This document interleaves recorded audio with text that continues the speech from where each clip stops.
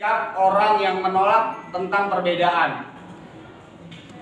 Misalnya suku, ras, agama, dan segala macam itu justru dijadikan hal yang kalau bisa itu dijadikan lahan atau alat untuk berselisih.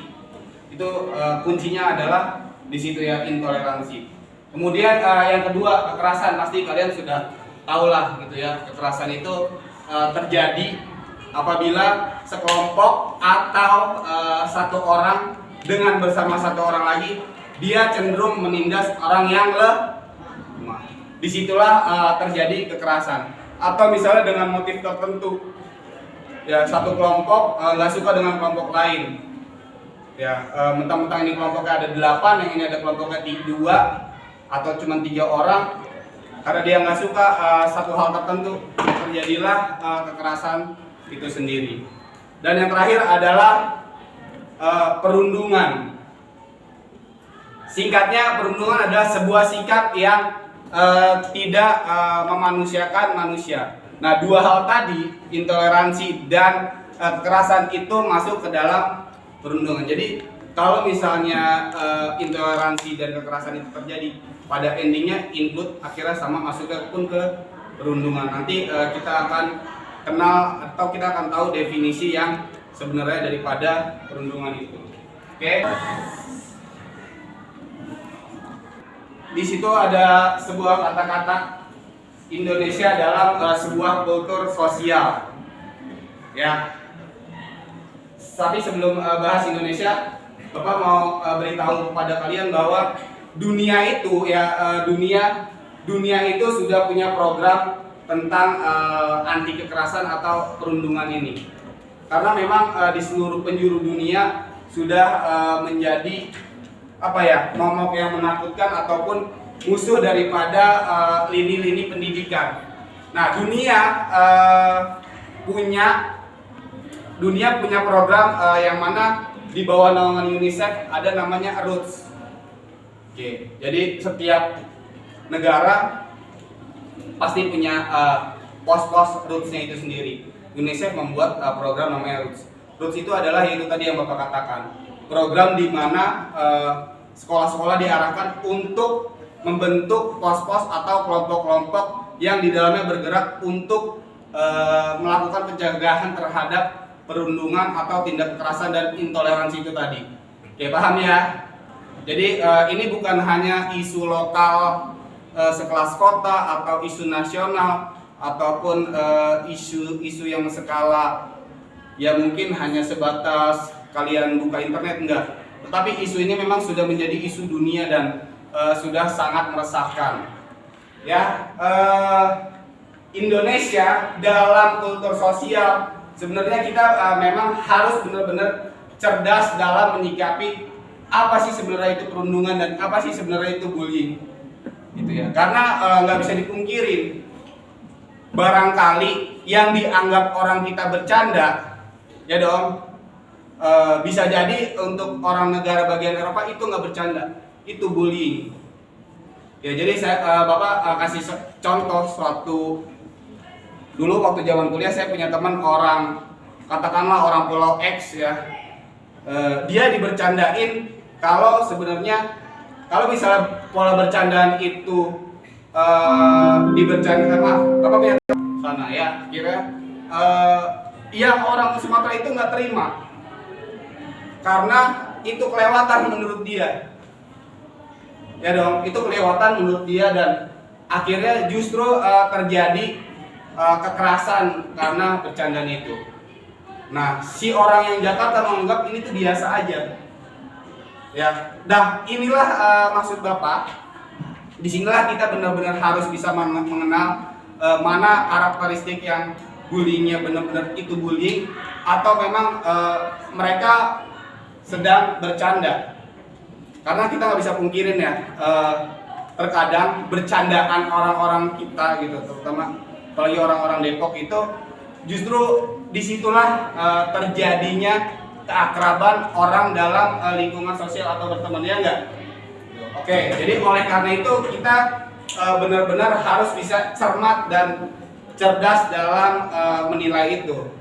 Ya, kita orang Indonesia dalam kultur sosial kita memang fix kita adalah orang-orang yang sangat amat suka bercanda. Kita kalau nggak bercanda bukan orang Indonesia, dan itu kurang asik juga kayaknya kan ya. Meskipun terkadang kelewatan gitu ya. Tetapi memang karena dua-duanya itu menikmati, akhirnya kelewatan yang kedua itu justru menurut kedua orang ini misalnya itu menjadi chemistry sendiri, menjadi kemesraannya tersendiri. Ya, paham ya maksud Bapak ya? Oke. Itu Bu, mulai lagi tuh 2023. Ya, ini adalah peraturan yang mengatur langkah kita sejauh ini. Oke, sebenarnya kalau misalkan kemarin Bapak dan Bu Eka nggak sok sibuk, mungkin kita udah lebih dulu daripada peraturan ini. Kita sudah punya cita-cita, kita udah berjalan. Nah, ini baru terbit. Ya, kira nggak apa-apa lah, kira ini bisa menjadi bantuan kita. Oke, di situ bisa kita lihat pencegahan dan penanganan kekerasan di lingkungan satuan pendidikan. 1, peserta didik, 2, pendidik, ya. Berikutnya tenaga pendidikan menjadi fokus pencegahan. Saya, guru-guru, Dora dan lain-lain ikut terlibat dalam proses pencegahan perlindungan atau tindak kekerasan. Dan satu lagi sebenarnya di sini harusnya tambahin kalian yang masuk juga harusnya dalam proses dari situ. Oke, adanya definisi yang jelas dan bentuk-bentuk rinci kekerasan yang mungkin terjadi. Nah, nomor 2 ini seperti yang rinci. Jadi bisa jadi di karakter orang Indonesia ini bercanda, mungkin di orang Eropa itu enggak. Laksanakan. Nah, ini terlalu jauh ya, tapi nanti mungkin kira-kira beberapa alur penanganan bagaimana kalau ada tindakan kekerasan ataupun bullying di sekolah. Lanjut Bu Zora. Oke, ini tapi terlalu jauh. Kita bahas yang dekat-dekat aja. Terjadi ya di siswa SMP di mendapat. Coba buka gadget kalian. Tindakan di Bojong Sari 2 hari yang lalu atau 1 hari yang lalu, 2 hari yang lalu lah, itu terjadi. Oke, detailnya bagaimana Bapak lebih tahu ya, karena memang pasti ada beberapa hal yang itu dirahasiakan, tapi yang jelas itu menjadi menjadi penyemangat untuk kita untuk supaya program kita ini bisa berjalan. 1,5 bulan yang lalu, tahu yang di Cilacap? Nggak pernah baca berita. Sepertinya katanya sampai meninggal dunia. Ya, hasilnya kalian membuka data lah gitu, melakukan penelitian berapa sih berita yang tersiar tentang kekerasan itu selama 1 tahun ini. Mungkin akan keluar datanya. Jadi kalian terus misalkan dari Google kalian terus aja gitu reload berita-berita yang sebelum itu akan muncul. Ya, 2 itu Bapak rasa cukup lah untuk menjadi contoh. Nah, coba misalnya gini, kita bayangkan kalau misalnya kalian atau di dalam sekolah tersebut seenggaknya punyalah atau ada grup-grup ataupun kelompok seperti ini, mungkin hal tersebut nggak akan terjadi. Ya, mungkin nggak akan ada orang yang bunuh diri, mungkin nggak akan ada orang yang hari ini nggak mau sekolah hanya karena dia dilecehkan, hanya karena dia mendapat tindak kekerasan.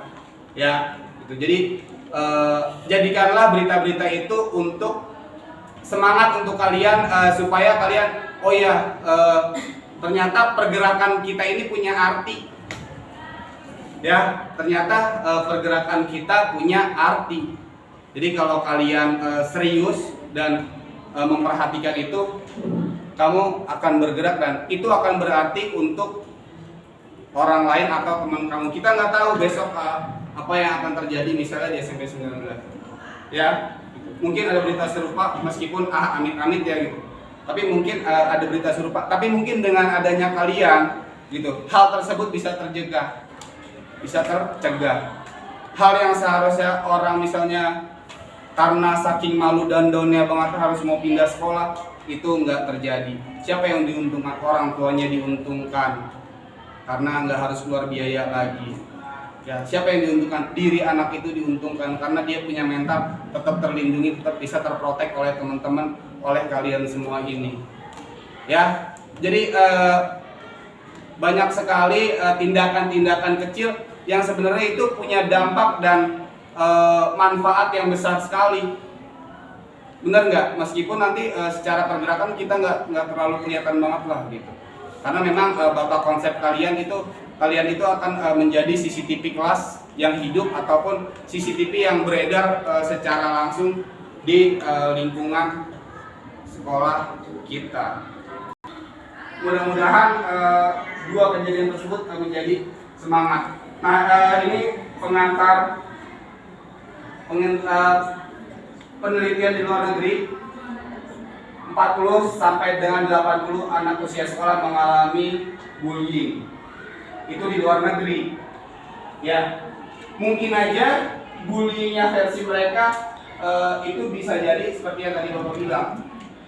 Hal kecil karena memang dia secara kultur tidak ada bercandaan, jadi hal kecil itu udah langsung baper lah gitu lah bahasa anak sekarang. Jadi akhirnya masuknya ke dalam sampai sebesar itu 80%. Bayangin 80% dalam satu sekolah anak terbully, ya berarti yang 20% itu kamu bully, berarti sekolah itu tidak ada yang beres dong.